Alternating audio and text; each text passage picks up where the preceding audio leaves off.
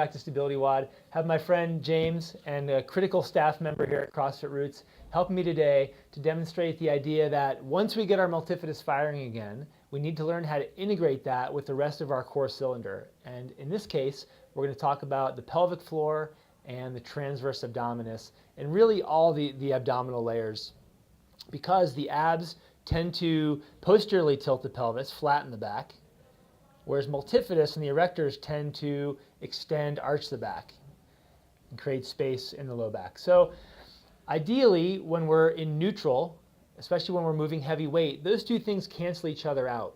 So while we can isolate them initially to get them to turn back on again, the goal is to get them to work together to create stability in the front and the back. So this is how I'm gonna teach this to James. We were just out in the gym.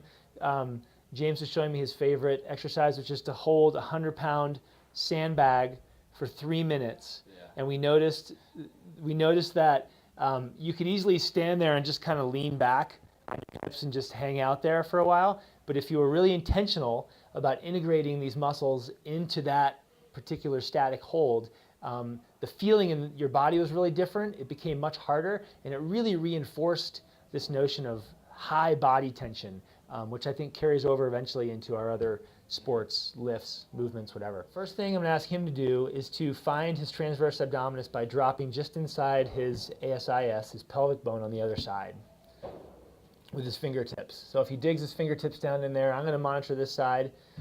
He's just going to contract his pelvic floor to the point where he feels this deep tension. Now he's not bearing down on his abs.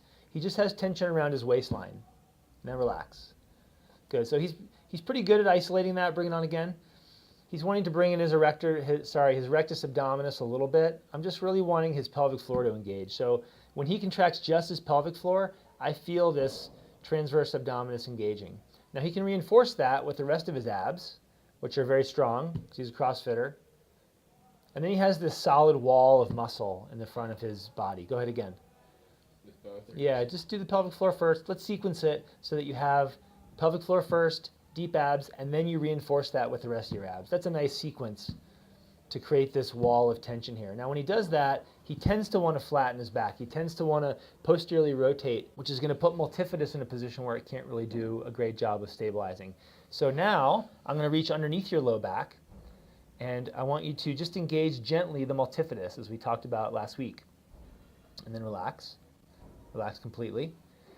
Go ahead and turn it on just barely. Remember, it's just the initiation of that tilt which turns on multifidus.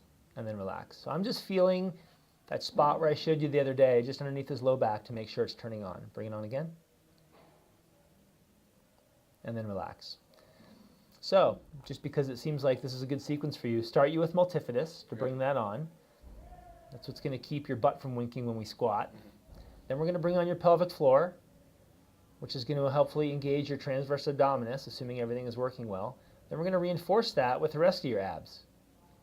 Now nothing moved, right? Because you have multifidus wanting to tilt you this way, and you have the abs wanting to tilt you this way, and they're canceling each other out.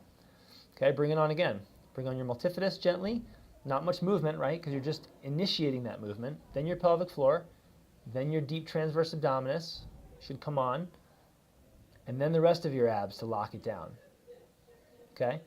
So what you've done then is you've stayed in neutral, and you've created this armor, this rigidity around your spine to help protect it.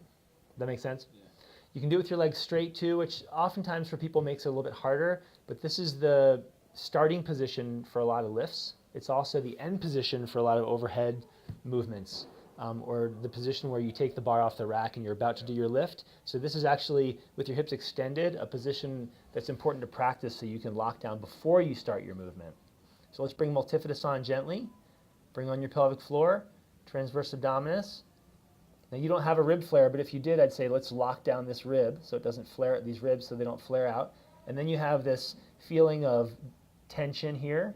You have tension in your multifidus. Everything's just around your core cylinders locked down. Yeah. Now the only thing we're missing is that big breath that we take before we do the lift, which, as I said in a previous video, is the diaphragm coming down on top of the cylinder after you fill it with air. So it's air fills the cylinder, diaphragm locks down on top of the can, pressurizes it, and then you're ready to do that lift. Relax. But that assumes that the wall of the cylinder, the abs, are rigid, and the multifidus, the seam of the can, is holding things together in the back. And the pelvic floor is on the bottom so that the contents don't spill out the bottom. Does that make sense how all this works? Yeah. So we're putting all this together, and then we're going to take it out to the gym and start to make this much more functional. But once you know how to get the feeling in an isolated way of your pelvic floor, your transverse abdominis, deep abs, superficial abs, multifidus, taking your breath hold, it all comes together, and then you have this feeling of indestructibility around your lumbar spine, hopefully. Superman. That's the goal. So the last thing I want to say is that this is all about intention. You can't see him doing anything really. He has to feel this in his body. He goes back on the gym floor. He's not relying on the coaches to tell him, hey, you need to do more of this or more of that. You need to have this integrated fully into your body. You need to have these muscles online already, so you're not guessing whether you're doing it right or not. When you step up to that lift, you have confidence that this is all in place. It's rigid, it's solid. Take your breath, and you can focus on the other things that are happening during that lift. Thanks for tuning in to StabilityWOD today. Back tomorrow, where we'll talk about squatting and get back to the idea of the butt wink and how this plays out, assuming we have the mobility to squat without a butt wink, how this plays out during your squat.